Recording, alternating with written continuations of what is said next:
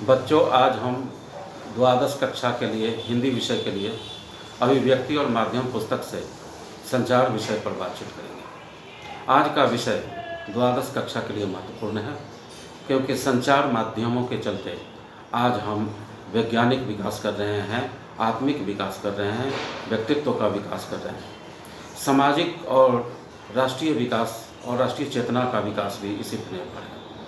वास्तव में शिक्षित वर्गों का एक समूह है जो यह सोचता है कि तकनीकी विकास के साथ ये देश का विकास संभव है। तो हम उनको बताना चाहते हैं कि संचार के पहले भी एक और अभिव्यक्ति का माध्यम था, वह भाषा। और भाषा और संचार में मूलतः अंतर यह है कि भाषा हमारी मौलिक देन है, विरासत है। इसके अभाव में मनुष्य अपनी संस्कृति और सभ्यता का विकास नहीं कर पाता है। उसी प्रकार संचार अत्याधुनिक जो घटनाएं हैं उसके अलावा समाज में जो घटनाएं घटित होती है उसको एक दूसरे तक पहुंचाता है। यह जान लेना भी आवश्यक है कि मूलतः भाषा और संचार में क्या अंतर है। भाषा शब्द की उत्पत्ति संस्कृत के भाष धातु से हुई है, जिसका अर्थ है बोलना। वहीं पर संचार शब्द की उत्पत्ति भी संस्कृत के षड धातु से हुई है, जिसका अर्थ है चलना।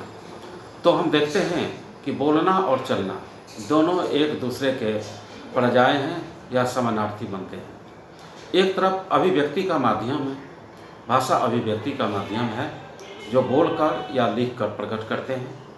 लेकिन प्रारंभिक काल में सांकेतिक रूप से भी भाषा को प्रकट करते थे, जिसमें बहुत सारे दुर्गुण आ गए, बहुत कठिनाइयाँ आ गई।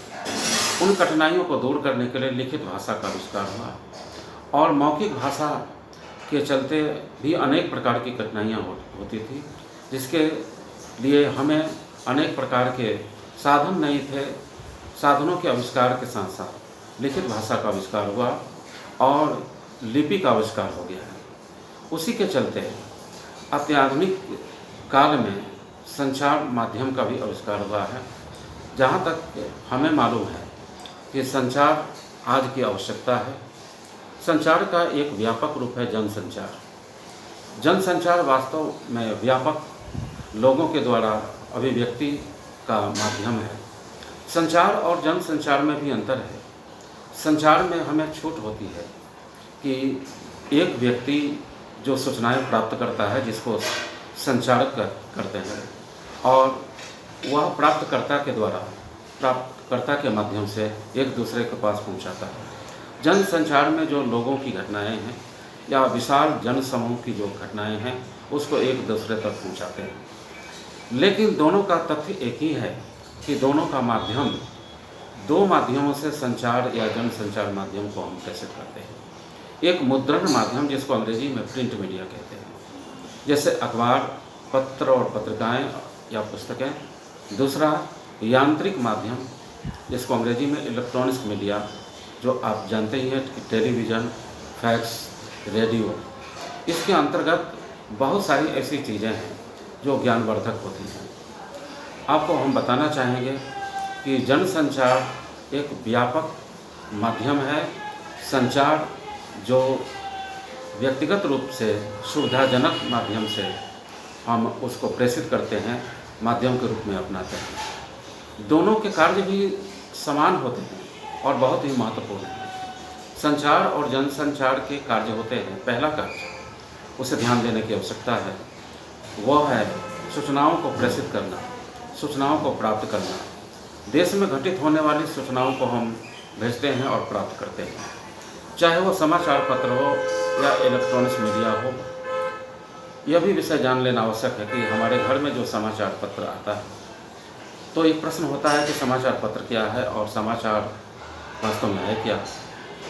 तो समाचार में सम जोड़ आचार, सम का अर्थ होता है सम्यक, आचार का होता है व्यवहार, यानी मनुष्य के व्यवहारों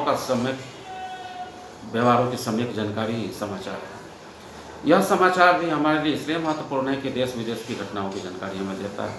इसके अलावा इन संचार माध्यमों के अनेक कार्य होते हैं, जैसे समाचार या संचार माध्यम या जनसंचार माध्यम केवल सूचनाओं को प्रेषित ही नहीं करते हैं, प्राप्त ही नहीं करते हैं, बल्कि इनका एक महत्वपूर्ण कार्य होता है, वह है मनोरंजन करना।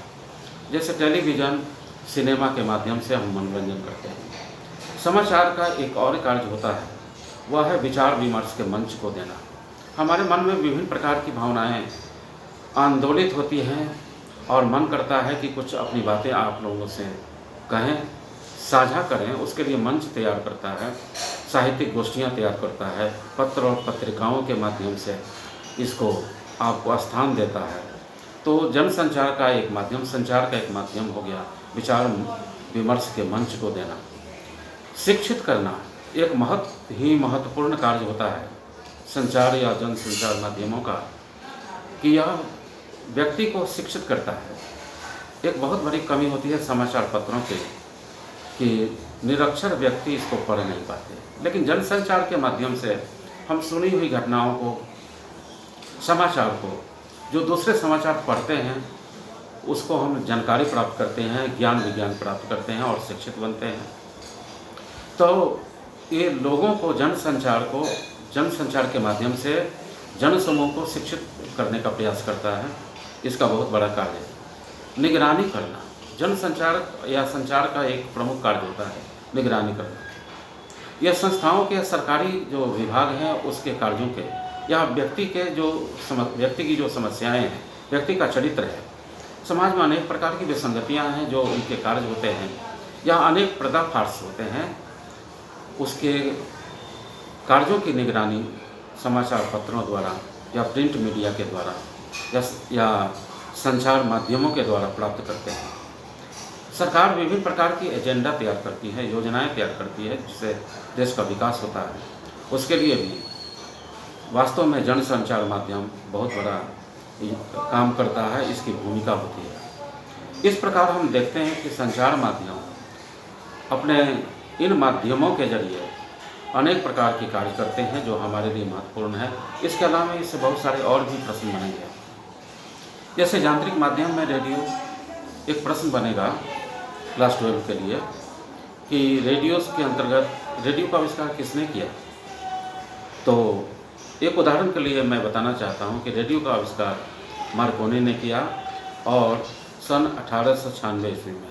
इस प्रकार के अनेक प्रश्न, जैसे समाचार, पहला समाचार पत्र, पहली पत्रिका या टेलीविज़न का आविष्कार किसने किया, फैक्स का आविष्कार किसने किया, इंटरनेट का आविष्कार कहाँ हुआ, कब हुआ, किसने किया, ऐसे अनेक प्रश्नों की जानकारी इस पाठ में हम आगे की कक्षाओं में करेंगे, आगे के विषय में करेंगे। आज के लिए इतना ही, धन्यवाद।